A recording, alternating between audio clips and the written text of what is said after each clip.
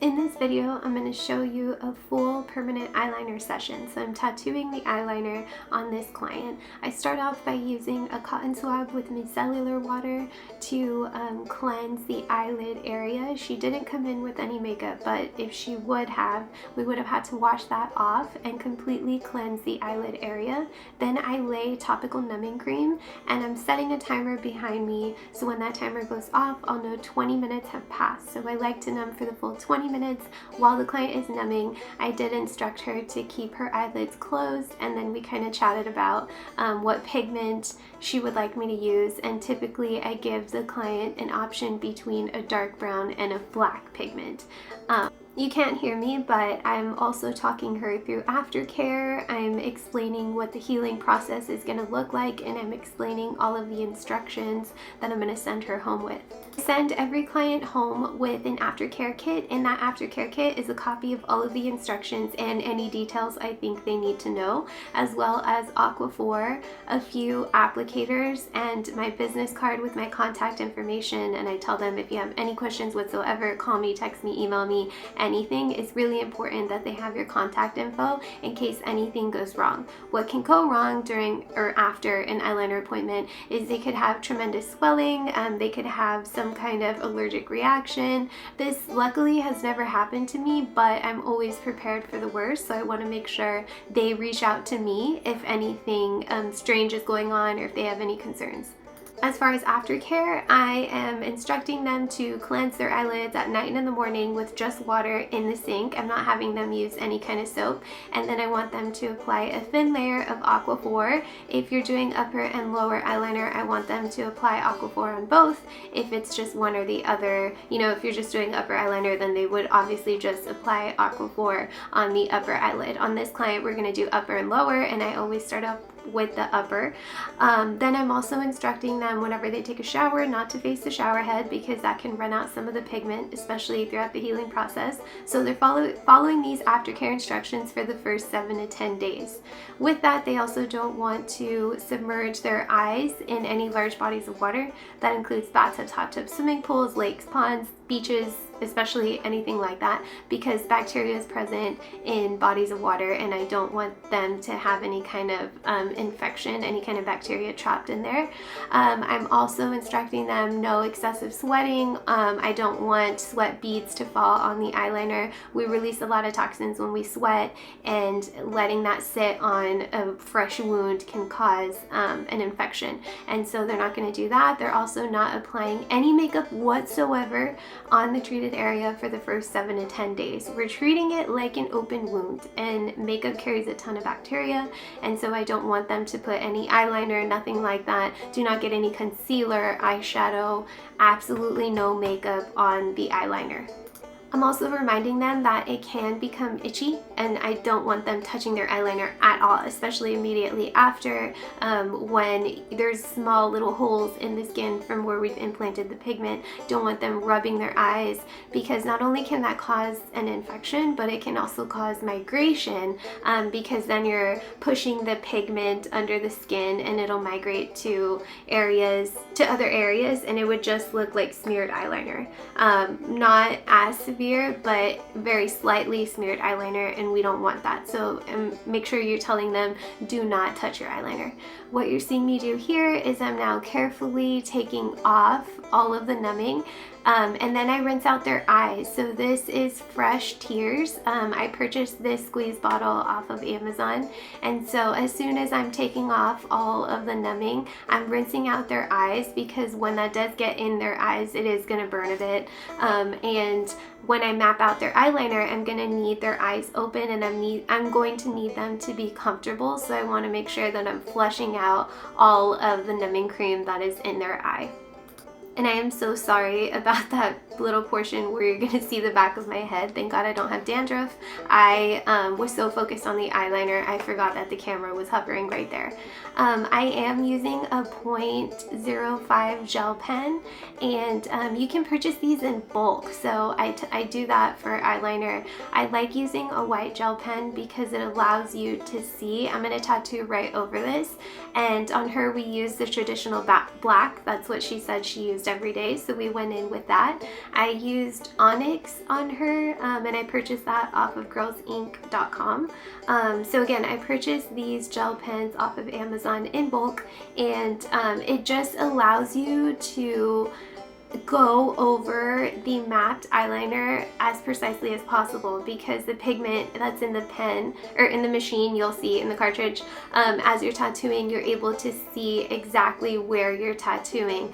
I've used black gel pens in the past, and you'll still see me use them every now and then, but I do prefer the white. And then I'm bringing her up. I've mapped this out, so I'm bringing her up and I'm going to take a look at what the eyeliner looks like. I have her open her eyes, and when she's sitting up, you can't see this, but I have her sit all the way up at a 90-degree angle. She turned her legs over and she's facing me directly, and I'm looking at her pupils and the corners of her eye, and I want to make sure that that is sitting on the same plane, so her head is as straight as possible and she's looking directly at me.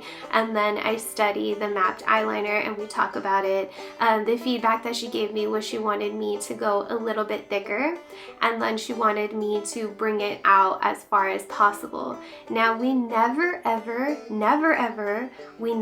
tattoo the waterline, and the reason for the waterline is the mucosal region that is on the inner part of the lash line. So whenever I'm tattooing, I am going up to the lash line. I'm never going in further, right? So we're never tattooing that wet part of the eye. Under that tissue are glands, and that's what allows our eye to naturally drain itself. That's what produces the moisture in our eye. And so tattooing over those glands can give them chronic dry eye, and they'll never know that it came from their tattooed eyeliner unless their doctor tells them. But it's a very dangerous region to tattoo. So I go into the lash line, I do not go beyond it. And again, the feedback she gave me here was she wanted me to come out more, so that's the adjustment that I made. And this is fast forwarded. So this is fast forwarded 500%. So know that I am moving really slowly. It just looks sped up in this video. And I am going right on the inside of that white mapped out line. And I'm making this line as straight as possible. The reason why I don't go outside of the white line is because then you're going to give them a thicker eyeliner than what they approved of. And again, I'm using the traditional black. I also added not only Onyx, but I used the double black pigment from Permablend. I like to use a few drops of that whenever I'm going in for the black eyeliner look. And then I add 1 drop of pumpkin corrector. The pumpkin corrector is orange, and I found that it helps the eyeliner stay true to color and not go so ashy over time. And what ashy looks like is that bluish grayish hue. I hate that look, so I'm always going to add a little bit of pumpkin corrector in there. Once I get the outline, I do a little bit of dusting, so I want to make sure that on a microscopic level there's little holes being punctured throughout the part that we're going to be tattooing the most. So on the inside of your outline, I want to break the skin so that when I put numbing on top of that, it's going deeper into the tissue and it just gives you a more intense numbness. So if you can imagine, it's almost like going into the skin with the numbing when you wipe that on, and it just makes it way more comfortable for your client. So getting the outline, doing a little bit of dusting, and how I determine where I'm going to end my eyeliner is where the last eyelash grows. So the little stubby lashes that we have on the inside of our eye, wherever the last one is, that's where I'm going to end my eyeliner, because we also don't want to come in too close.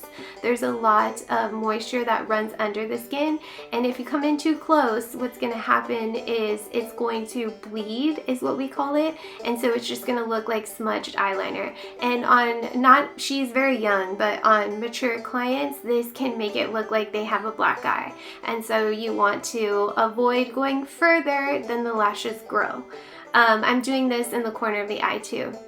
So I got my outline with a 1 RL, and now I switched to a 3RS. And now what I'm going to do is ride the outline, and now I'm just shading in all of the portions that are within the outline, but going over the outline as well to make sure there's no negative space in between, I'm not missing anything, and she has full saturation. So you'll see me move here. Again, it looks like it's really fast, but I am moving in very, very small movements. And I typically like to go in counts of 3. So I go upwards 1, 2, 3, downwards 1, 2, 3, and I'm doing 3 passes on each portion that I'm working on. So I'm working on really, really tiny little portions because we want to make sure that we get as much saturation as possible. And if you see on her eyelid, she's very vascular. So I need to make sure that I am not pushing too much on the needle. I'm letting the needle do all of the work. I'm not adding any pressure. Adding pressure on these vascular portions, and when I'm saying vascular, I mean is I'm seeing a lot of small little veins on her eyelids. If you push down on those veins, you're going to push pigment in there, and then it's going to look like a spider web under her skin. So the pigment will travel into that vascular portion. So I'm being ever so delicate when I am shading in these portions. And this whole session took me around 2 hours for upper and lower eyeliner. Lower eyeliner for me takes me maybe 45 minutes. So the rest of the time I'm focusing on the upper eyeliner to make sure, especially with the wing, you need to make sure that the entire wing is fully saturated. So I'm going to play some music. If you have any questions about this session, about permanent eyeliner, about anything that I'm using, please drop it in the comments below, and I'd be happy to film a video answering those questions. These questions that people ask on the videos allow me to give content that you guys, or create content that you guys really want to see. So if there's something in the session that you wish I would have spent more time explaining, or you want to see more clear, or if you have any tips for me, anything at all, drop it in the comments below, please.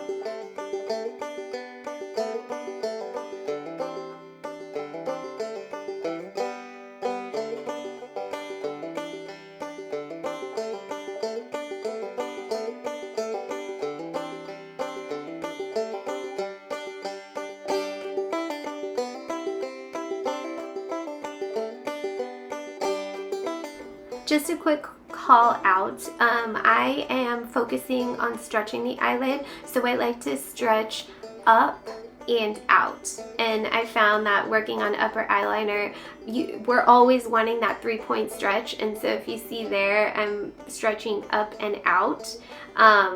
And I'm using my pinky to stretch the eyelid upwards. One thing that I noticed that some of my students do is they tend to put too much pressure on the eyeball, and I'm always aware of how much pressure I'm putting on their eyeball. You want to stay on top of where their eyeball sits, so where I'm pressing down is their orbital socket, or the bone. So we're pressing down on the bone, we're not pressing down on the eyeball, because that'll be really uncomfortable for your client. And the entire time she has her eyes closed, right? So when I need to work on the lash line, or when I'm coming in as close as I can to that lash line, I'm flipping the tissue upwards by stretching the eyelid upwards. So I'm never having her open her eye. I see some people who like their client to open their eye while they're getting the inner part of the lashes, and I just don't think it's necessary. I'm also using this cotton swab to capture the moisture so it's not running down all over the place, and I'm trying to keep it as clean as possible. This is a really messy session. It's very similar to lip blushing. I know I'm gonna get pigment everywhere, so I go through a ton of cotton swabs. And it's absolutely fine. Just put a ton of cotton swabs on your tray and be mentally prepared to throw them all in the trash. So eyes water a lot because the numbing cream is getting in their eye. Instructing your clients to keep their eyes closed is going to make it as comfortable as possible for them. I'm doing 3 passes per eye, and then I'm going to evaluate, and then I'll do a 4th pass if needed. And when I do that 4th pass, I'm only focusing on the portions that need more saturation. Swelling is absolutely normal during this session. The more numbing that you use, the more your client is going to swell. There's also some clients who just swell more than others. This client in particular told me that she swells a lot, so we're prepared for that. When I send her home with her aftercare kit, I'm also sending her home with a cold compress, and I have those sitting in a freezer, and I usually send my clients home when I've done their lip blushing with that cold compress. Every now and then we have to do it for eyeliner. It's also important that your gloves are very fitted because I'm using my fingertips a lot, so you want to make sure that the gloves that you're using fit really tight, so it will give you more control while you're working with the eyelid and moving that tissue around. I've used, so I use an extra small gloves, but whenever I use the small, it's the tiniest difference, but it makes it a little more difficult to hold the eyelid up when you have more give in your gloves. So just make sure your gloves are as tight as possible. Get gloves that fit you. It's just best practice.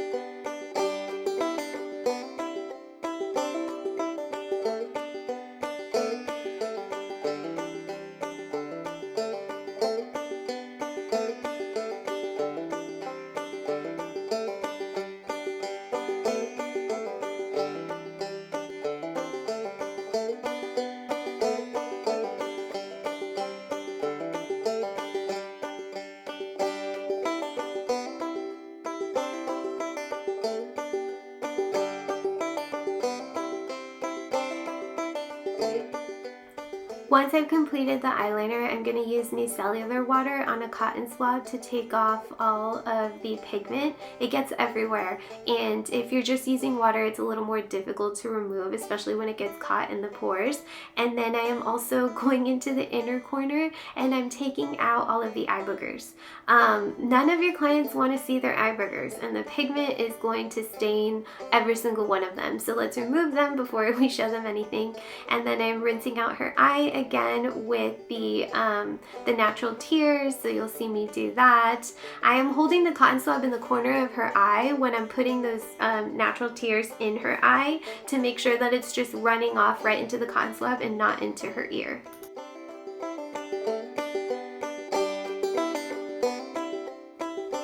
Okay, so you're seeing my footsteps move around. What I'm doing here is I'm giving her the mirror. She's sitting up, she's examining her eyes. I'm telling her, pointing out exactly where she's swelling and where I want her to use the cold compress, and then I'm gonna lay her back down here and I'm gonna map out her bottom eyeliner. Using the white gel pen again, I'm mapping out the bottom eyeliner. I usually do bottom eyeliner really thin, but this client wears thick eyeliner every day. So I wanted to make sure that I got her feedback on the eyeliner, that I was giving her exactly what she was looking for. And I tend to, and I'm sharing this because I don't want you to make the same mistake, I tend to map out what I think looks best and then show it to them. And then of course there's pushback, right? I wear my eyeliner thicker than that. And I would just make sure that you're talking to your client about the results that they're wanting to achieve, and not going by what you think works best. It's got to be a fine balance of the two. I've just found that I tend to kind of push my wants on my clients, and so I'm working on getting better at that. So I mapped out with the white eyeliner, with the white gel pen, and then I typically do 2 to 3 passes on bottom eyeliner. It depends on how their skin takes that saturation and the thickness that we're doing on the eyeliner. And I am just writing the lash line here. So if you see, I am not going into the wet part of her eyelid. So I am staying away from that because again, we have glands there. I don't want to cause any eye damage long term. So we are staying within the lash line for that bottom eyeliner. Also, side note, my artist did her microblading, so that is healed microblading. She has very blonde eyebrows. You could barely see them, and that's what microblading looks like healed after an initial and a touch-up. I think it looks fantastic. Now this black eyeliner was perfect for this client because when you open her eyes are this greenish color, and so using black eyeliner on that eye color really makes their eyes pop. So she was super excited when we finished her eyeliner, and I was too, and I'm gonna use her photos of her eye all over my social media, and I can't wait. This is my friend, so we are quite chatty during this session. As long as you are holding the skin taut, if you see that 3-point stretch, I'm making sure I'm holding the skin as taut as possible, then I'm comfortable with my clients talking throughout the session. But if you're new and you haven't quite figured out that pressure or how to do that 3-point stretch yet, you can instruct your clients, hey, while I'm doing this, I just want you to remain as still as possible. I want to give you the most perfect eyeliner, so let's hold off on chatting until after the session. It's absolutely fair for you to ask your clients, to have a quiet session because you care about the results and you want to give them the best eyeliner possible. Feel comfortable enough to ask your clients that because I promise you they will appreciate it. If you've been following me for a while, you know that I've been using my Y22 from Mast for maybe 3 years now. It's the same machine. I'm using the same red machine that I've been using, and you guys always ask me. I love the Y22. I don't understand why sometimes I get comments of people telling me that they hate that machine. It's my favorite machine. It's super reliable. I do have a backup. That's the Archer, but I love my Y22. Make sure that you are always wrapping your entire machine. We want to keep the area as sanitary as possible. A lot of things I'm using are disposable. Almost everything that I use, I even throw the gel pen. We need our station, our area, to be as sanitary as possible for our clients so that we are keeping them safe.